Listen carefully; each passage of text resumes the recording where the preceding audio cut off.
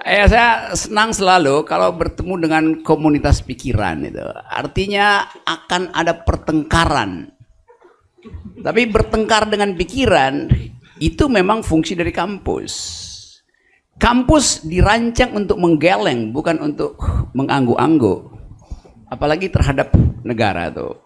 Kalau kita pelajari riwayat universitas di seluruh dunia dari 300 tahun sebelum Masehi, kampus itu dirancang untuk mengatakan tidak pada kekuasaan, mengatakan tidak pada kekuasaan.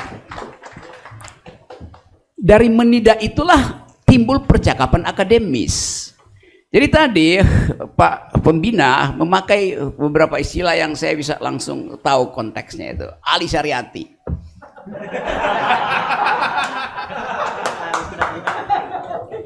Orang yang belajar agama, belajar filsafat, belajar politik gitu. Dan kerjaan Ali Syariati adalah mengatakan tidak.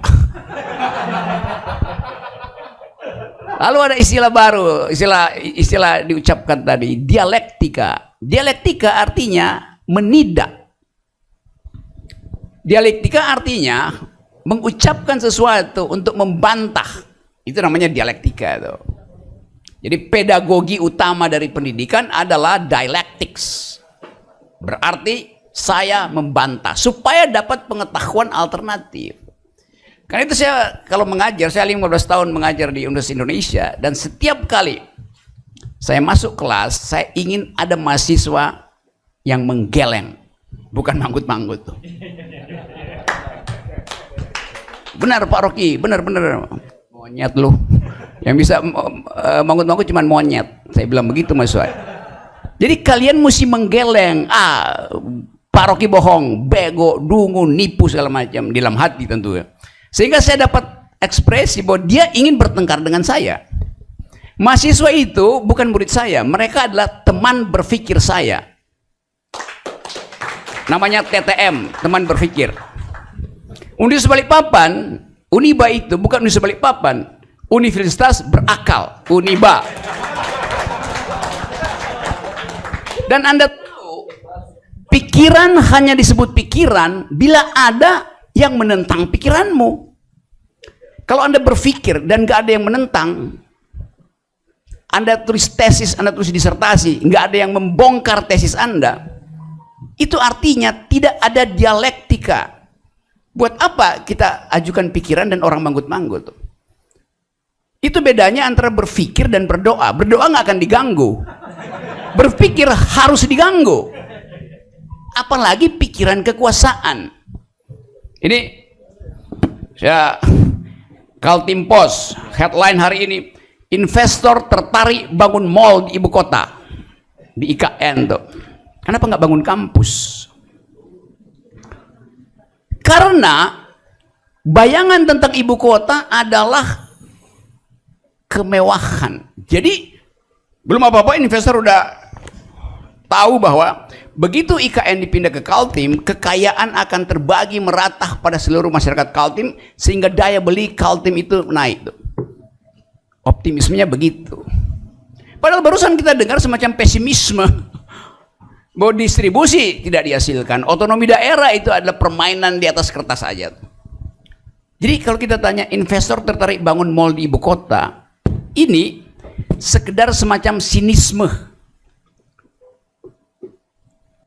Ini baru berlaku investor tertarik bangun mall di IKN kalau Kaltim betul-betul berdaulat. Daulat yang paling tinggi artinya merdeka. Jadi kalau Kaltim merdeka, ini bisa dilakukan nih. Tapi kenapa kita tidak mau mengganggu pikiran yang menganggap bahwa NKRI harga mati? Kenapa kita tidak berpikir bahwa ini negeri ini terlalu besar, sehingga kalau dibuat negara-negara kecil mungkin lebih berbahagia kita tuh. Semacam persemakmuran Indonesia. Di dalamnya ada negeri Kaltim merdeka. Ada Riau, ada Aceh, ada Papua. Kan semua itu adalah potensi untuk menghasilkan kembali keadilan. Kenapa Papua marah-marah, bergolak? Kenapa Aceh ingin merdeka? Kenapa Riau juga mempromosikan otonomi semaksimal mungkin? Demikian juga Maluku, Minahasa. Jadi faktual, semua kita sebagai bangsa, kita tidak berupaya untuk melihat kemungkinan bahwa kalau negara ini dibuat kecil-kecil, bangsa ini dibuat kecil, mungkin kita lebih bahagia. Sama seperti Amerika, tidak ada negara bagian tuh, persemakmuran Inggris segala macam. Jadi bayangkan itu, ini kalau ada teman di sini yang bikin tesis doktornya, itu saya mau jadi pembimbing tuh. Karena bangsa ini memang dimaksudkan dari awal untuk bersatu karena ada perbedaan. Kan filosofi bangsa ini, kita bersatu karena ada perbedaan. Dulu, pemikir bangsa kita berpikir begitu. Karena ada perbedaan, kita mesti bersatu. Sekarang dibalik, demi persatuan tidak boleh ada perbedaan. Itu konyol cara berpikir istana itu. Ya, betul. Sekarang, semua headline harus sama. Semua kampus di Kalimantan harus sama, itu pro IKN. Padahal saya tahu banyak dosen yang merasa ragu dengan IKN itu. Ya, sebagai akademisi, coba kita gambarkan, kalau dia akademisi, dia tahu bahwa keputusan politik yang menyangkut hajat hidup orang banyak harus dimulai dengan AMDAL. AMDAL dulu, baru keputusan politik. Yang terjadi di IKN, Presiden Jokowi telah memutuskan untuk memindahkan ibu kota, lalu kampus-kampus diminta lakukan AMDAL. Dungunya di situ. Ya, itu sama seperti naruh gerobak di depan kuda. Ya nggak jalan-jalan. Saya terangkan itu secara metodologis. Kalau kita belajar environmental ethics, AMDAL di dalam filsafat lingkungan adalah usaha maksimal untuk menghalangi pembangunan infrastruktur. Itu filosofinya. Kalau akhirnya lolos, itu artinya infrastrukturnya betul-betul environmental friendly, ecological sound. Itu intinya tuh. Jadi memang AMDAL itu adalah nasihat alam untuk melindungi dirinya sendiri. Jadi filosofi itu mesti kita pastikan ada di situ tuh. Sekarang kita lanjutkan dengan keadaan kita hari ini. Apakah kita tadi masih bisa memikirkan masa depan itu? Tadi saya di tempatnya brand Politika membahas soal kecemasan generasi muda sedunia tentang masa depan. ILO barusan mempublikasi hasil riset mereka tentang apa yang disebut harapan setelah COVID selesai. Di situ diperlihatkan bahwa, dan ini penting diingat oleh teman-teman di sini, usia kerja 15 sampai 25 tahun setelah COVID adalah usia yang paling rentan untuk mengalami penderitaan karena tidak ada pekerjaan. Itu di seluruh dunia itu, begitu. Dan dari skala 15 sampai 25, perempuan adalah yang paling rentan terhadap janji masa depan. Karena kondisi sosial kita masih mengunggulkan laki-laki. Juga dalam statistik yang sama diterangkan bahwa yang berpotensi untuk masuk lapangan kerja 40% adalah laki-laki, perempuan hanya 17%. Jadi Anda lihat bagaimana dunia ini masih rentan terhadap gender equality.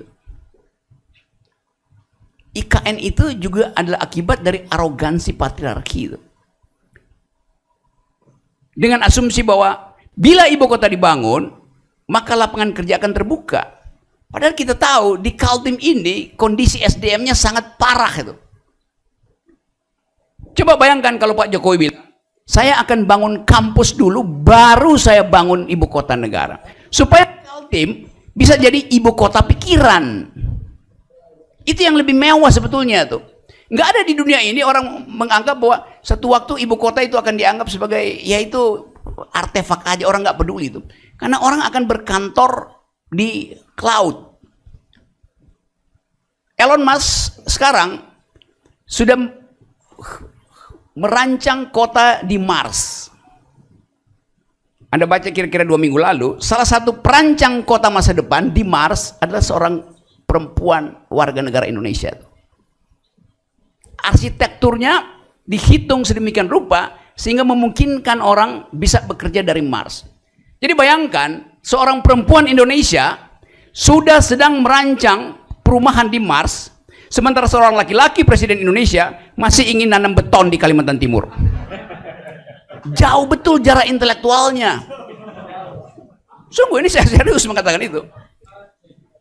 Tapi Anda bisa buka di internet tentang Future City yang dirancang oleh perempuan Indonesia yang lari dari Indonesia ketika kerusuhan 98, dan dia diterima di Harvard, di segala macam pusat, sekarang disewa sebagai konsultan arsitektur ruang angkasa.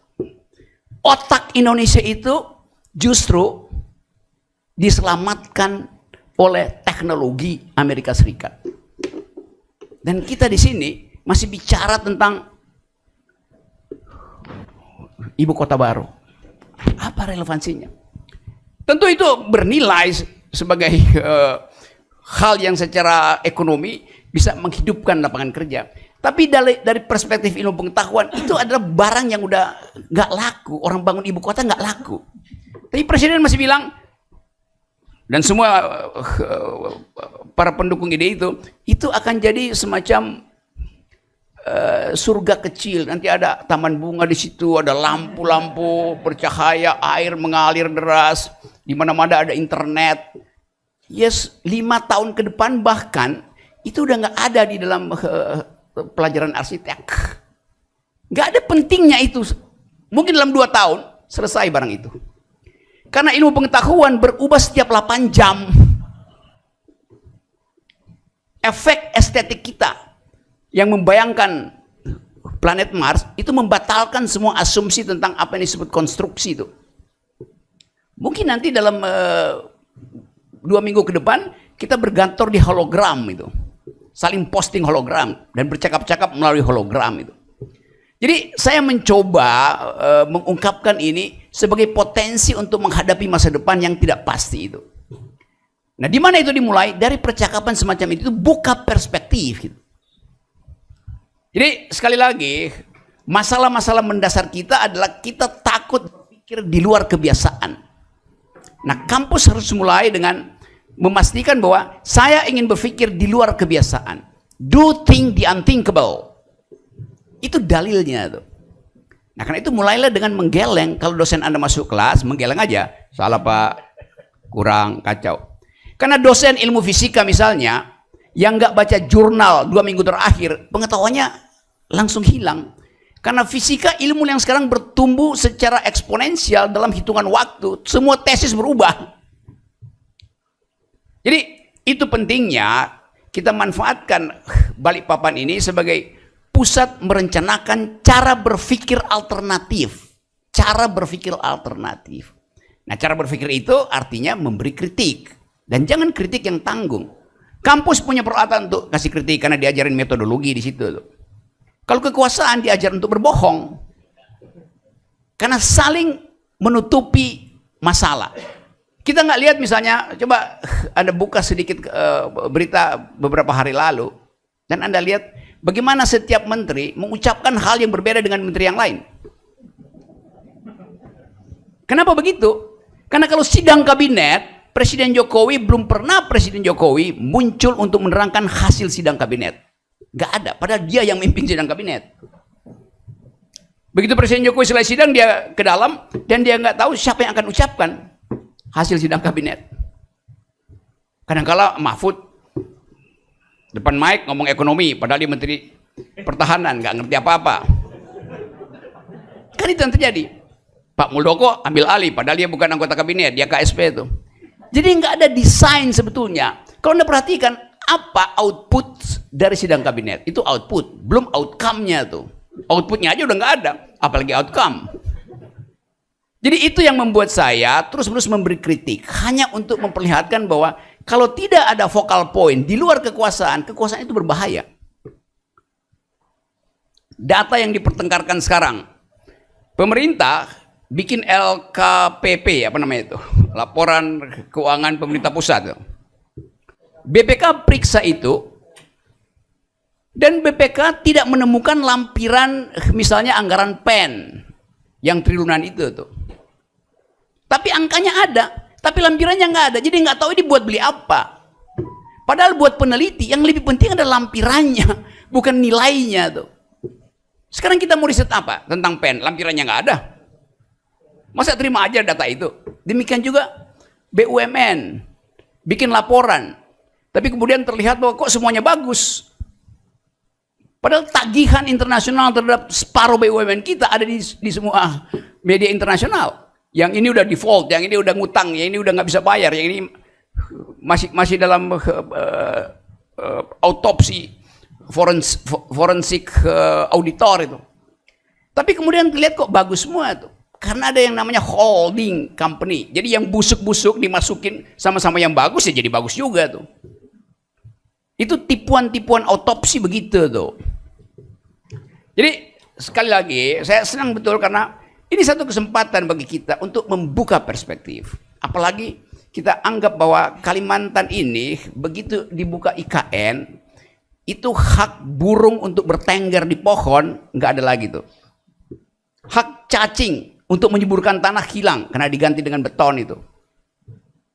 Hak air untuk mengalir dari bumi menjadi sungai kecil melewati kapiler pohonnya berubah jadi hijau daun, fotosintesis lalu menguapkan jadi embun di pagi hari, nggak ada tuh. Jadi ongkos ekologinya sangat mahal. Itu poin saya yang selalu saya ingin terangkan. Bahwa yang kita ganggu bukan sekedar kebijakan pemerintah, tapi kebijakan pemerintah yang nggak bisa melihat cara berpikir masa depan.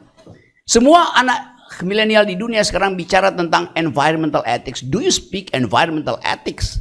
Orang katanya do you speak English, do you speak French, do you speak Dutch? Itu belajar aja di Google bisa.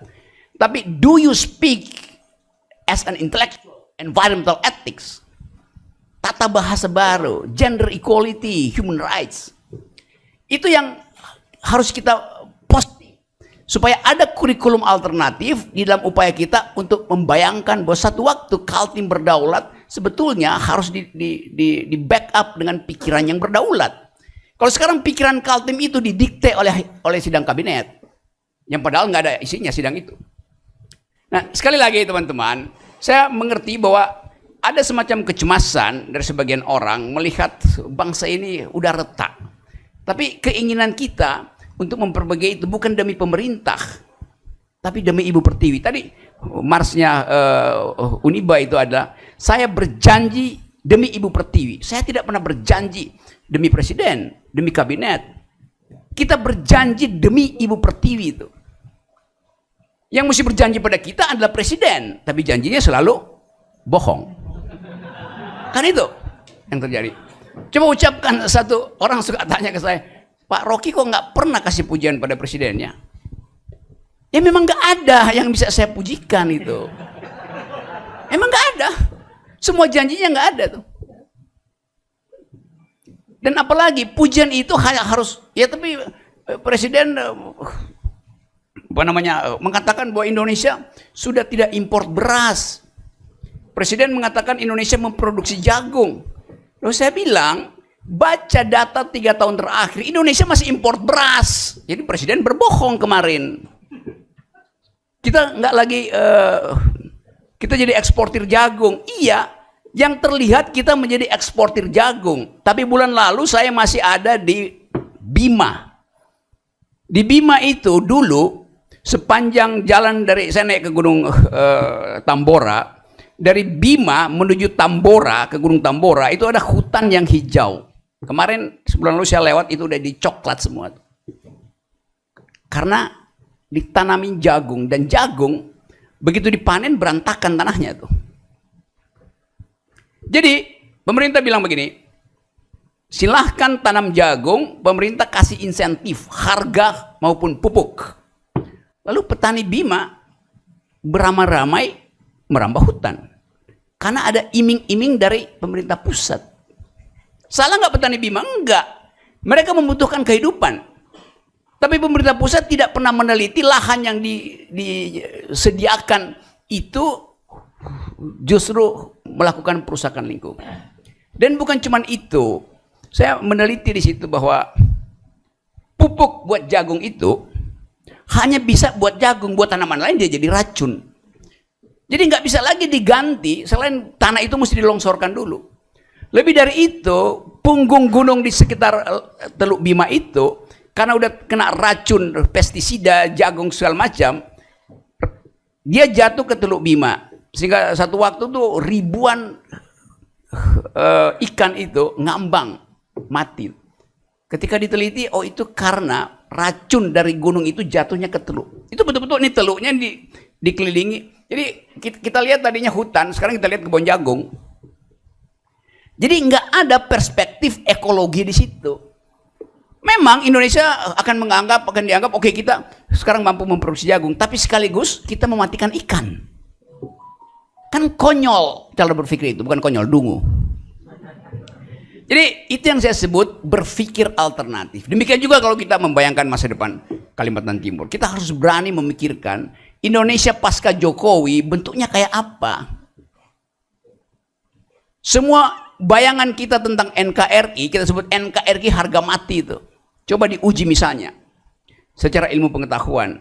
Kalau terjadi konflik bersenjata di Laut Cina Selatan, dan nyambung ke Teluk Taiwan, antara Cina dan Amerika, berapa lama daya tahan NKRI harga mati itu?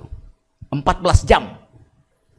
Begitu terjadi perang di Cina Selatan, Indo-Pasifik, armada ketujuh Amerika dari Filipina, dia naik ke Okinawa, yang dari Okinawa turun ke Singapura, lalu kita dijepit di Cina Selatan. Kita masih mengimpor kentang, bawang, putih dan merah, kedelai, daging sapi, daging ayam, melewati Cina Selatan. Obat-obatan antibiotik di situ semua. Jalur BBM kita ada di situ. Kalau dijepit di situ, dan di atas udara kita Amerika bilang no fly zone, nggak boleh ada pesawat terbang di situ tuh. Dalam 14 jam, bayangkan berapa banyak mahasiswa yang nggak bisa lagi makan Indomie. Berapa banyak ibu-ibu di puskesmas yang tidak punya antibiotik, lalu rahimnya mengalami infeksi, dan gugurlah calon-calon pemimpin generasi baru. Itu konsekuensi. Jadi kalau kita bilang Indonesia NKRI harga mati, ya matinya dalam 14 jam. Dan kita nggak mendengar misalnya Presiden Jokowi kasih semacam public address tentang potensi krisis di Indo-Pasifik. Padahal di depan mata kita, itu berseliweran kemarin di atas Taiwan, manuver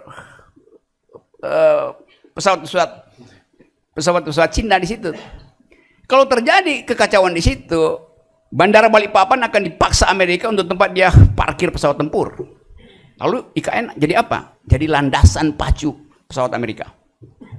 Jadi bayangan itu mesti kita aktifkan di pikiran, bahwa potensi perubahan global itu berbahaya bagi Indonesia yang tidak stabil secara ekonomi, dan keakraban sosial tidak dihasilkan oleh pemerintah. Jadi kemana kita arahkan seluruh orasi ini? Ya kepada Presiden Jokowi. Masa pada Rektor Uniba? Kan beliau yang berjanji bahwa akan ada 10 juta lapangan kerja. Gak terbukti itu. Iya karena COVID. Sebelum COVID lapangan kerja tidak dihasilkan. Jadi itu inti pikiran kita hari ini yang ingin kita diskusikan. Yang terakhir, Presiden diperintahkan oleh konstitusi untuk 2 tugas. Tugas pertama adalah cerdaskan kehidupan bangsa. Tugas kedua adalah pelihara fakir miskin. Hanya itu tugas konstitusi pada presiden. Itu wajib dijalankan presiden. Kalau kita uji sekarang, cerdaskan kehidupan bangsa. Yang mau dibangun adalah mall. Nggak ada orang jadi cerdas setelah mondar-mandir nyari barang kortingan di mall. Jadi dari awal kita lihat desainnya nggak ada. Sementara Anda lihat misalnya di universitas-universitas negeri hari ini, universitas di luar negeri hari ini, ada pelajaran tentang cryptocurrency. Nggak ada di Indonesia tuh. Padahal dalam 2 tahun ke depan semua infrastruktur ekonomi akan diselenggarakan melalui cryptocurrency. Di seluruh universitas di dunia sekarang ada mata kuliah tentang mitigasi, tentang bagaimana tindakan awal bila ada kebakaran hutan, bila ada kebakaran gedung. Karena dianggap bahwa fasilitas-fasilitas yang disediakan oleh modernisasi itu udah lapuk semua tuh. Jadi terlihat bahwa desain kita itu tidak bertumpu pada kebutuhan masa depan itu. Jadi kalau teman-teman di sini ingin melihat masa depan, mulailah dengan memberi kritik terhadap keadaan hari ini yang disebabkan oleh ketidakcukupan pikiran dari kekuasaan. Nah, berbahaya sekali kalau pikiran kekuasaan itu tidak mencukupi itu. Nah, karena itu yang terakhir mungkin kita sekarang dihipnotis dengan baliho di mana-mana tentang sini jadi capres itu capres. Terus setiap hari saya ditanya wartawan, Bung Rocky mau pilih siapa itu? Saya tanya pilihannya mana? Itu 7 orang yang ada di baliho itu. Loh, itu baliho dipasang oleh partai politik, bukan saya yang pasang. Bukan Universitas Balikpapan yang pasang.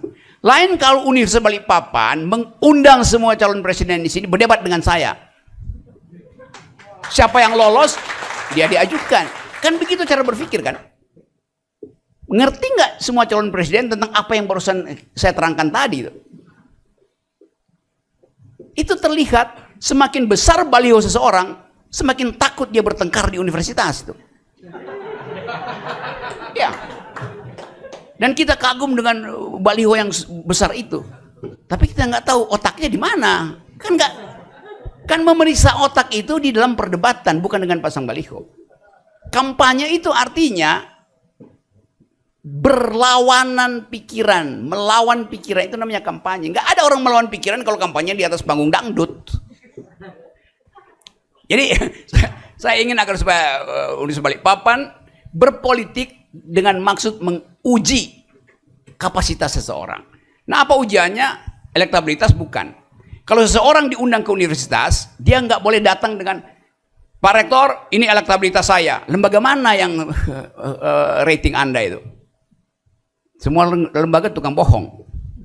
Yes. Kecuali brand Politika. Yang tadi barusan secara jujur, saya bongkar tadi prestasi awal. Rebranding dengan riset yang betul-betul mikro. Untuk mengetahui apa yang terjadi di kecamatan itu. Pikiran kecamatan itu. Bukan pikiran negeri. Jadi sekali lagi, undanglah mereka ke sini. Bukan untuk minta mereka pamerkan elektabilitasnya.